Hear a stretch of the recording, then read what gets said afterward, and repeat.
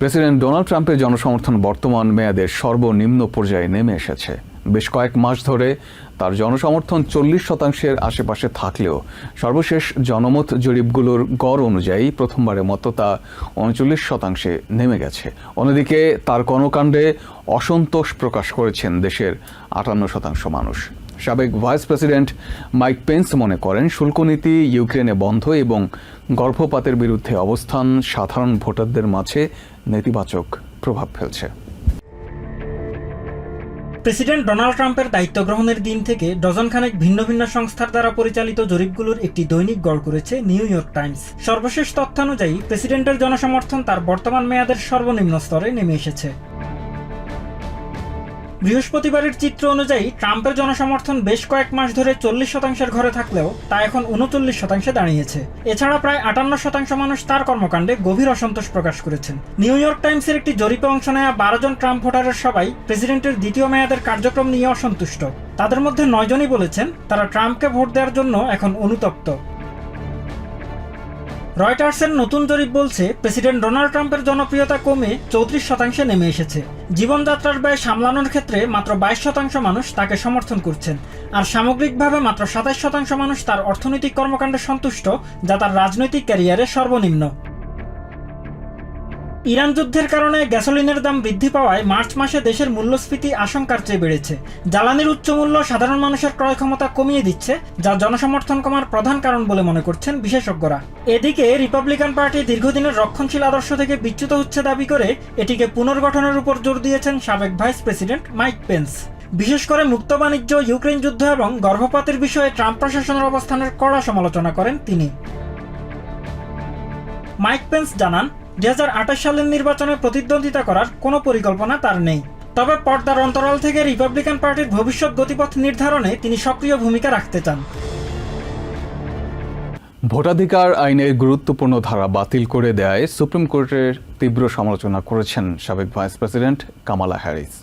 ক্যালিফোর্নিয়ায় public কাউন্সিলের বার্ষিক অনুষ্ঠানে তিনি এই মন্তব্য করেন। হ্যারিস বলেন, এই সিদ্ধান্ত আকস্মিক নয়, বরং দীর্ঘদিন ধরে পরিকল্পিত একটি রাজনৈতিক এজেন্ডার ফল।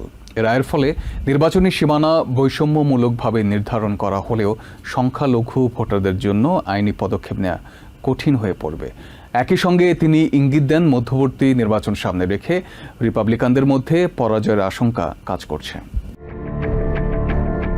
ক্যালিফোর্নিয়ায় পাবলিক কাউন্সিলের বার্ষিক অনুষ্ঠানে উইলিয়াম ও ডগলাস পুরস্কার গ্রহণ করেন সাবেক vice president Kamala Harris.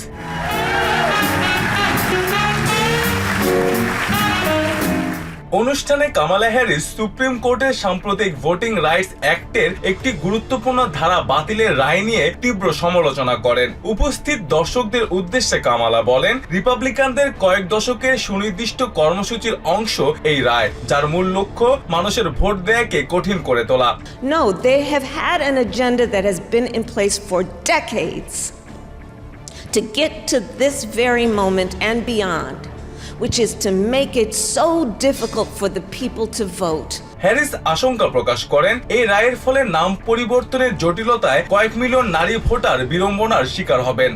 If you are one of the 60+ million women in America who changed your name when you were married, you are going to find it much more difficult to prove your identity when your birth certificate doesn't match your driver's license. এই রায়ের নেপথ্যে রিপাবলিকানদের দীর্ঘমেয়াদী রাজনৈতিক পরিকল্পনা রয়েছে বলে দাবি করেন সাবেক এই ভাইস প্রেসিডেন্ট। তার মতে, নির্বাচনে পরাজয়ের ভয়ে এমন তড়িঘড়ি সিদ্ধান্ত নেওয়া হয়েছে। They wanted to give Mississippi and Florida and all the other states that have already started talking about what they're going to do enough time to print up their maps and print up those ballots to impact the midterms. রাজনীতির লড়াইয়ে টিকে থাকতে হলে ডেমোক্র্যাটদেরও সমান কৌশলী এবং কঠোর হওয়ার আহ্বান জানান Harris.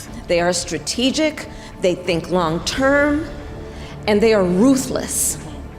And part of what I am saying tonight, and if there is press in the room, I don't care if you quote me, we have to be ruthless too. Supreme কোর্টের এই রায়ে গভীর উদ্বেগ জানিয়েছেন নাগরিক অধিকার আন্দোলনের কিংবদন্তি নেতা অ্যান্ড্রু ইয়াং। তবে প্রতিকূল পরিস্থিতিতেও দমে না গিয়ে আন্দোলনের পথ থেকে বিচ্যুত না হওয়ার অঙ্গীকার ব্যক্ত করেন এই বর্ষিয়ান নেতা। এদিকে আদালতের এই সিদ্ধান্তের পর মধ্যবর্তী নির্বাচনকে ভিন্ন আঙ্গিকে দেখছেন নিউ জার্সির ডেমোক্রেটিক সেনেটর কোরি বুকার। দেশের গৃহযুদ্ধ পরবর্তী ইতিহাসের উদাহরণ টেনে তিনি সতর্ক করেন, সুপ্রিম কোর্টের এই অবস্থান কয়েক দশকের অর্জিত ভোটাধিকারকে চরম হুমকির মুখে ঠেলে দিয়েছে। সেনেটর বুকার মনে করেন, প্রেসিডেন্ট ডোনাল্ড ট্রাম্পের রাজনৈতিক কর্মসূচি ও রক্ষণশীল বিচারপতিদের প্রভাবে নির্বাচনী ব্যবস্থাকে নির্দিষ্ট একটি দলের অনুকূলে নেওয়ার চেষ্টা চলছে। বুকারের মতে, এবারের মধ্যবর্তী নির্বাচনে ভোটারদের স্বতঃস্ফূর্ত অংশগ্রহণই হবে এই অন্যায্য রায়ের বিরুদ্ধে সবচেয়ে বড় প্রতিবাদ। সুপ্রিম কোর্টের এমন অবস্থান দেশের শাসন ব্যবস্থার ভারসাম্য নষ্ট করে এক ধরনের কঠোর অতিদলীয় রাজনীতির পথ প্রশস্ত করছে বলে মনে করেন ন্যাশনাল সিকিউরিটি বিশ্লেষক ডেভিড রোড। একই সাথে প্রেসিডেন্টের হাতে অসীম ক্ষমতা কেন্দ্রীভূত করার প্রবণতা নিয়েও উদ্বেগ জানান তিনি। ইরান যুদ্ধ শেষ হলেই বিশ্বজুড়ে জ্বালানি তেলের দাম অভাবনীয় গতিতে নেমে আসবে বলে আশ্বস্ত করেছেন প্রেসিডেন্ট ডোনাল্ড ট্রাম্প। বৃহস্পতিবার ওভাল অফিসে তিনি আরও বলেন, ইরান পারমাণবিক সক্ষমতা অর্জন করলে বিশ্বকে ভুগতে হবে। এছাড়া নেটোভুক্ত দেশ ইতালি এবং স্পেন থেকে সেনা প্রত্যাহারের হুমকি দিয়েছেন তিনি। একই দিনে নির্বাহী আদেশের মাধ্যমে অবসরকালীন সঞ্চয় প্রকল্প চালু করেন ট্রাম্প। ইরানে সামরিক অভিযান শুরু করার পর গত 2 মাসে বিশ্ববাজারে তেলের দাম 4 বছরের মধ্যে সর্বোচ্চ পর্যায়ে পৌঁছেছে, যা বর্তমানে ব্যারেল প্রতি $126 ছাড়িয়ে গেছে। এর প্রভাবে দেশের জ্বালানির দাম এখন আকাশ ছোঁয়া হয়ে উঠেছে। তবে ওভাল অফিসে এক নির্বাহী আদেশ স্বাক্ষর অনুষ্ঠান শেষে প্রেসিডেন্ট ট্রাম্প জানান, এই মূল্যবৃদ্ধি কেবল সাময়িক। The gas will go down. As soon as the war's over, it'll drop like a rock. There's so much of it. It's all over the place, sitting all over the oceans of the world. তবে তিনি সতর্ক করেন, Iran যদি পারমাণবিক অস্ত্র হাতে পায় এবং সেটি ব্যবহার করে, তবে পুরো বিশ্ব এক ভয়াবহ পরিস্থিতির মুখে পড়বে। সেই তুলনায় জ্বালানির জন্য সামান্য বেশি খরচ করা বড় কোনো বিষয় নয় বলেও মন্তব্য করেন তিনি। If Iran had a nuclear weapon and used it, then the whole world is a different place. এদিকে জার্মানির পর এবার ইতালি ও স্পেন থেকেও সেনা প্রত্যাহারের হুঁশিয়ারি দিয়েছেন প্রেসিডেন্ট ট্রাম্প। নেটোর সদস্য হওয়া সত্ত্বেও ইরান ইস্যুতে আমেরিকাকে সহায়তা না করার অভিযোগে তিনি মিত্র দেশগুলোর উপর তীব্র অসন্তোষ প্রকাশ করেছেন। ওভাল অফিসে বসে তিনি স্পষ্ট জানিয়েছেন, যারা বিপদে আমেরিকার পাশে নেই তাদের নিয়ে নতুন করে ভাবার সময় হয়েছে। You know, they made a mess out of Ukraine, a total mess, and we helped them with Ukraine. Ukraine has nothing to do. You know, we're an ocean apart. Iran ইস্যুতে ইউরোপের দেশগুলোর নিরাপত্তার সমালোচনা করেন ট্রাম্প। তিনি দাবি করেন, Hormuz প্রণালী দিয়ে ইউরোপের তেলবাহী জাহাজ চলাচল করলেও এই অঞ্চল নিরাপদ রাখতে তারা কোনো অবদান রাখতে চায়নি। When we needed them, they were not there. We have to remember that. And so if we ever have a big one, because we didn't need any help with Iran. দেশের জ্বালানি শক্তিকে বিশ্বের দরবারে আরও শক্তিশালী করতে ট্রাম্প ব্রিজার পাইপলাইন প্রকল্পের অনুমোদনপত্রে স্বাক্ষর করেন। এই প্রকল্পের মাধ্যমে কানাডা থেকে অপরিশোধিত তেল সরাসরি আমেরিকার ওয়াইওমিংয়ে পৌঁছে যাবে। বাইডেন প্রশাসনের নীতির সমালোচনা করে ট্রাম্প একে আমেরিকার জ্বালানি আধিপত্য নিশ্চিতে এক বিশাল জয় হিসেবে বর্ণনা করেছেন। They're not a problem. Nobody even knows they're there. It's so crazy, but they wouldn't approve anything having to do with the pipeline, and they're great. As opposed to trucking it or training it, they're great. অন্যদিকে গত শনিবারের white house correspondence ডিনারে president ট্রাম্পকে হত্যা চেষ্টার ঘটনায় এক নতুন মোড় সামনে এসেছে। সিক্রেট সার্ভিস এজেন্ট আহত হওয়ার পেছনে হামলাকারীর গুলি ছিল নাকি নিরাপত্তা রক্ষীদের নিজেদের গুলিতেই তিনি আহত হয়েছেন, তা নিয়ে প্রশ্ন উঠেছে। তবে ওভাল অফিসে ট্রাম্প জানিয়েছেন, তার শোনা তথ্য মতে এটি কোনো ফ্রেন্ডলি ফায়ার বা নিজেদের মধ্যকার গোলাগুলি ছিল না। I guess it's something you consider. In one way, you don't like to do it because you're giving in to a bad element, and so I don't know, but I have been asked about it. দেশের কয়েক million মানুষের অবসরকালীন সঞ্চয় সহজতর করতে নতুন নির্বাহী আদেশে স্বাক্ষর করেন প্রেসিডেন্ট ট্রাম্প। হোয়াইট হাউসে আয়োজিত এক অনুষ্ঠানে তিনি ট্রাম্প IRA নামের একটি নতুন প্রকল্পের ঘোষণা দেন।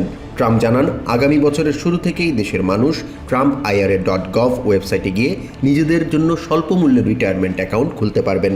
বিশেষ করে স্বল্প আয়ের মানুষদের জন্য সরকার বছরে $1000 পর্যন্ত সমপরিমাণ অনুদান বা ম্যাচিং ফান্ড সরাসরি তাদের অ্যাকাউন্টে জমা দেবে। ইরান যুদ্ধের বৈধতা নিয়ে ডেমোক্রেটিক সেনেটরদের তীব্র সমালোচনার মুখে পড়েন ডিফেন্স সেক্রেটারি পিট হেগসেথ। বৃহস্পতিবার সেনেট আর্মড সার্ভিসেস কমিটির শুনানিতে ডেমোক্রেটরা অভিযোগ করেন, পেন্টাগন যুদ্ধের প্রকৃত ব্যয় আড়াল করছে। পাশাপাশি কংগ্রেসের অনুমোদন ছাড়া শুরু করা এই যুদ্ধের 60 দিনের সময়সীমা শেষ হতে যাওয়ায় এর বৈধতা নিয়েও প্রশ্ন তোলেন তারা। এছাড়া ইরান যুদ্ধ ঘিরে প্রেসিডেন্ট ট্রাম্প সহ প্রশাসনের কর্মকর্তাদের বিরুদ্ধে স্টক মার্কেটে কারসাজির অভিযোগ তোলেন ডেমোক্রেটিক সেনেটররা। হাউসের পর বৃহস্পতিবার সেনেটে পেন্টাগনের জন্য বাজেট অনুমোদনের শুনানিতে অংশ নেন ওয়ার সেক্রেটারি পিট হেগসেথ সহ ঊর্ধ্বতন কর্মকর্তারা। সূচনা বক্তব্যে এটিকে যুদ্ধকালীন বাজেট হিসেবে অভিহিত করেন হেগসেথ। জয়েন্ট চিফস অফ স্টাফের চেয়ার জেনারেল ডেন কেইন বলেন, এই বাজেট ইরানের সঙ্গে চলমান সংঘাতের প্রেক্ষাপটে দেশের সামরিক খাতকে শক্তিশালী করতে এবং যুদ্ধের প্রস্তুতি নিতে সহায়ক হবে। এর আগে বুধবার হাউসের শুনানিতে পেন্টাগনের বাজেট ডিরেক্টর জে হাস জানান, ইরান যুদ্ধে এখন পর্যন্ত আমেরিকার আনুমানিক $25 বিলিয়ন ব্যয় হয়েছে, যা নিয়ে প্রশ্ন তোলেন ডেমোক্রেটিক সেনেটর রিচার্ড ব্লুমেন্থাল। পেন্টাগনের এই হিসাবকে অসম্পূর্ণ আখ্যায়িত করে প্রকৃত ব্যয়ের আরো নির্ভুল তথ্য দাবি করেন তিনি। সেনেটর মেইজি হিরোনো বলেন, এই যুদ্ধের প্রকৃত ব্যয় অর্থ দিয়ে নির্ণয় করা যাবে না। যুদ্ধের প্রভাবে দেশের মানুষের দুর্ভোগ এবং যুদ্ধে সেনা সদস্যদের হতাহতের কথা উল্লেখ করেন তিনি। এই যুদ্ধকে অবৈধ আখ্যা দিয়ে এর সুনির্দিষ্ট কোনো লক্ষ্য বা শেষ করার কৌশল না থাকায় সমালোচনা করেন হিরোনো।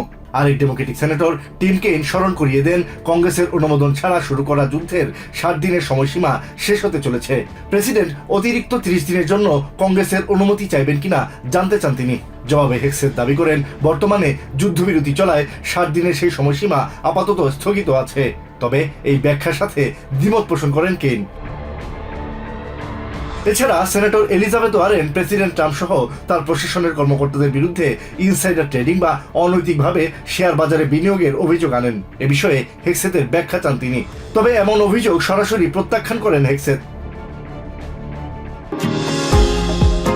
নিউ ইয়র্ক থেকে সম্প্রচারিত TVN 24 টেলিভিশন বিশ্বজুড়ে বাঙালির কণ্ঠস্বর।